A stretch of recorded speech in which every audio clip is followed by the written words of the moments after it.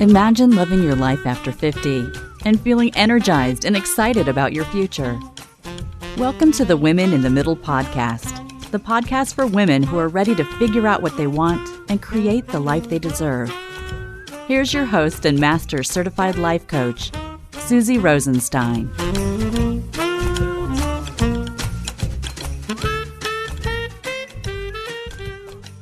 Hey there, welcome back to the podcast, Women in the Middle. I'm your host, Susie Rosenstein, your Master Certified Coach and Midlife Mentor, and I'm so glad to be here with you again for this week's episode, which is all about what my dog taught me about aging in midlife.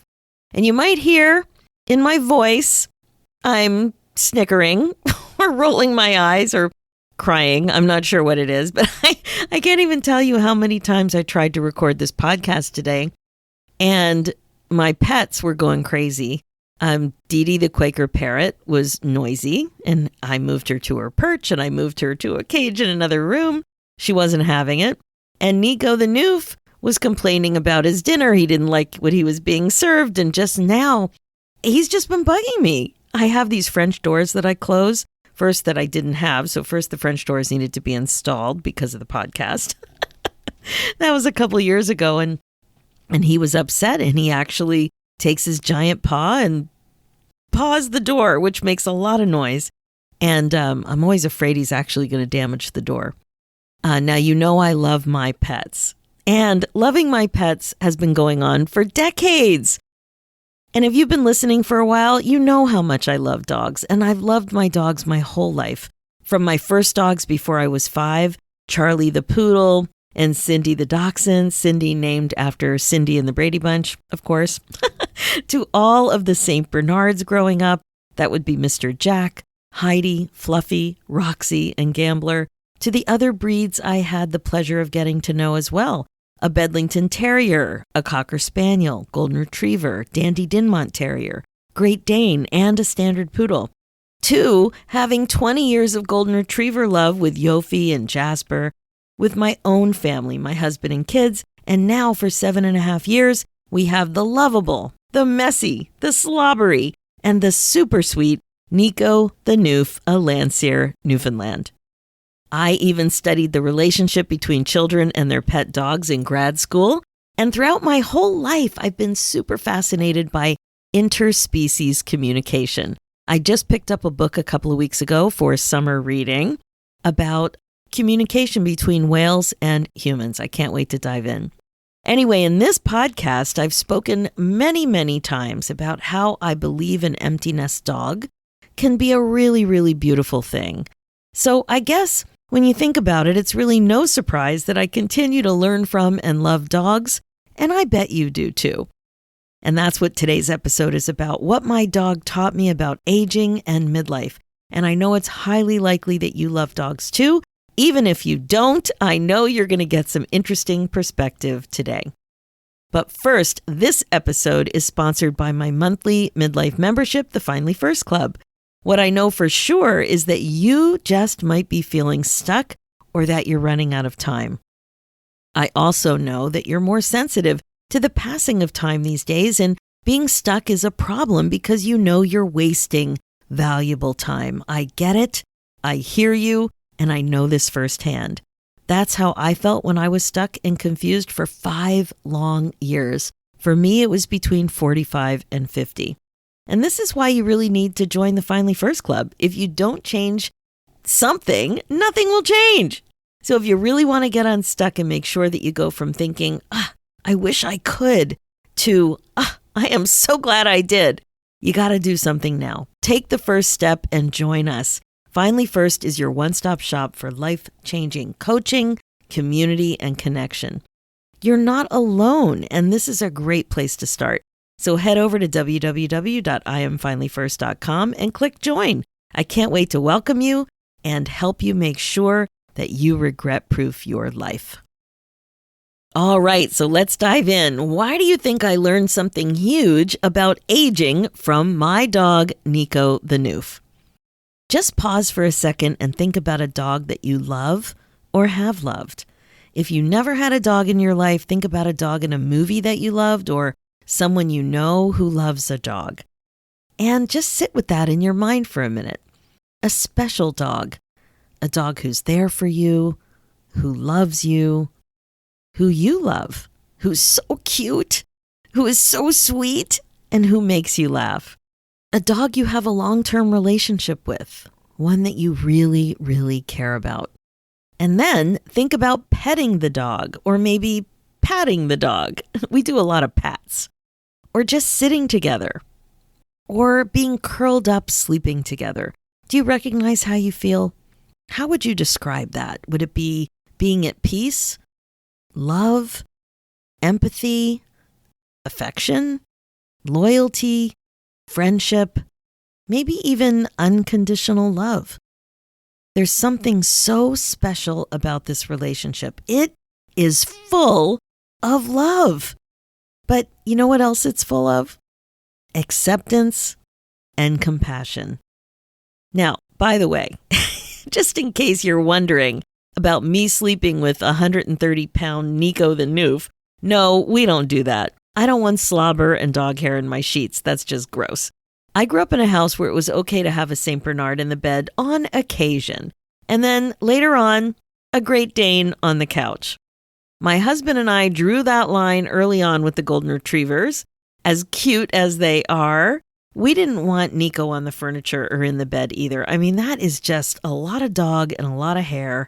And we get down on the floor with him instead, right? That's what we do.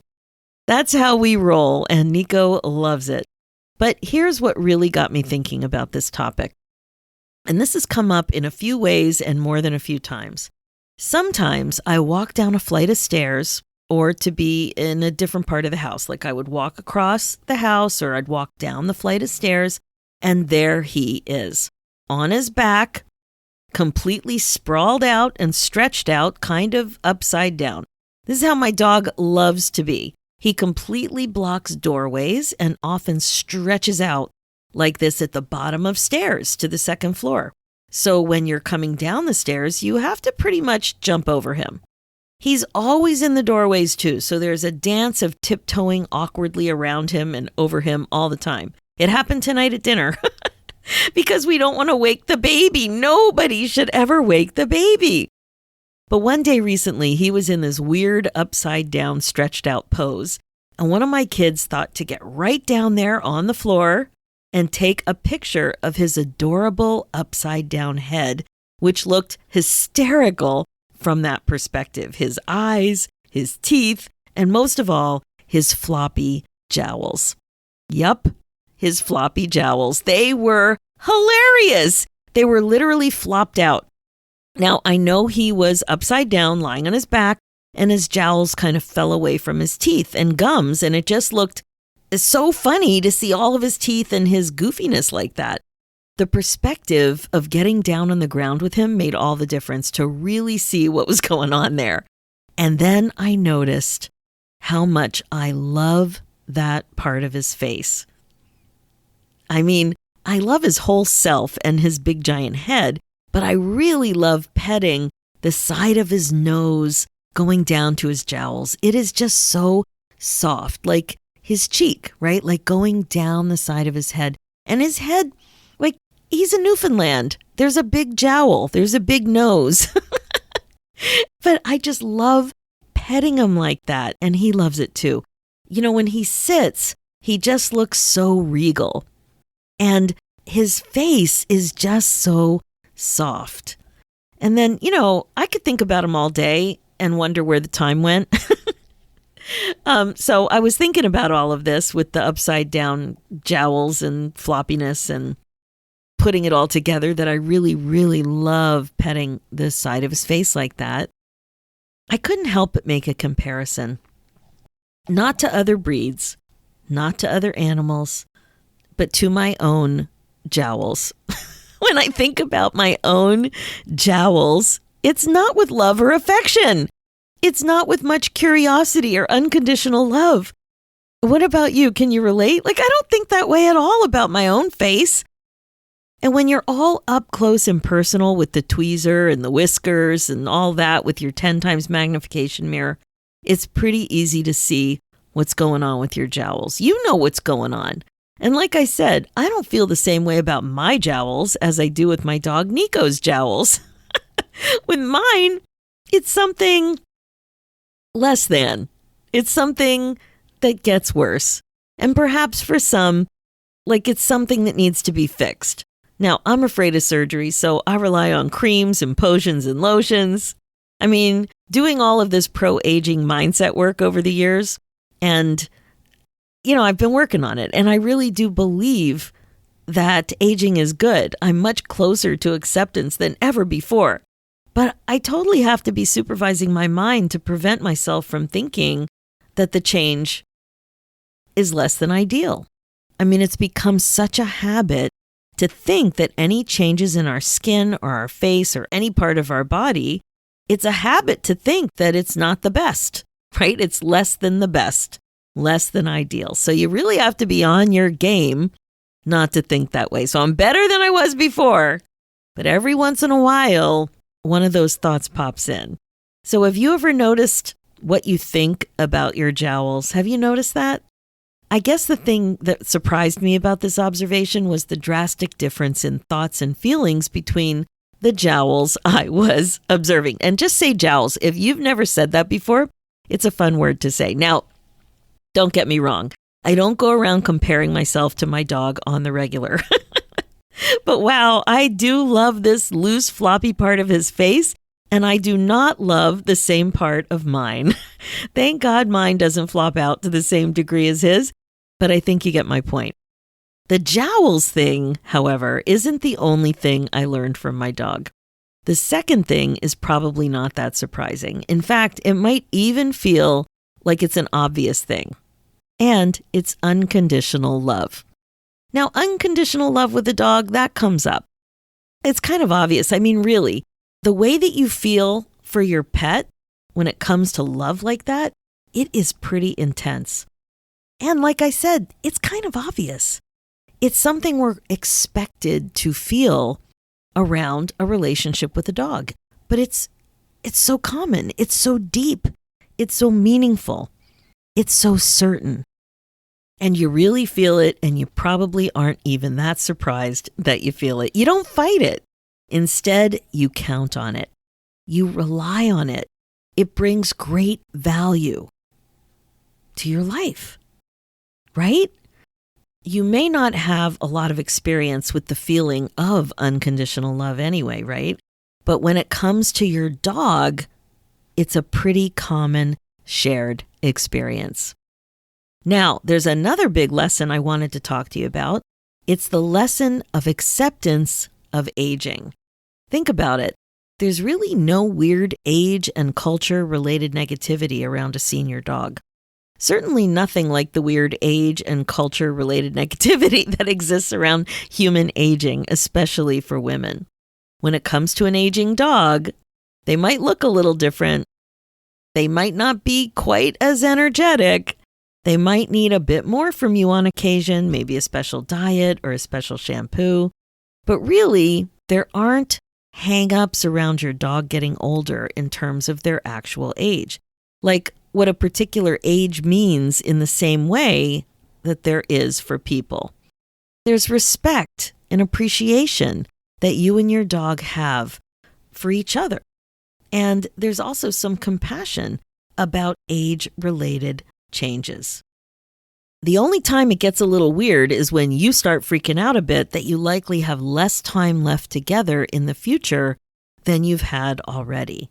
You know, when you start to focus in on the typical lifespan of your breed or type of dog, like a small dog or a large dog. And that's where there's a big similarity. Even the most amazing woman in the middle has been known to have a little freak out here or there about the realization of time passing by and being at a certain age or stage of life, that perhaps there's less time in front of you than behind you.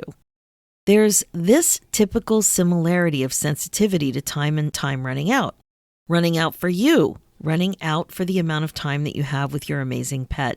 And that's when it's important to live in the present moment.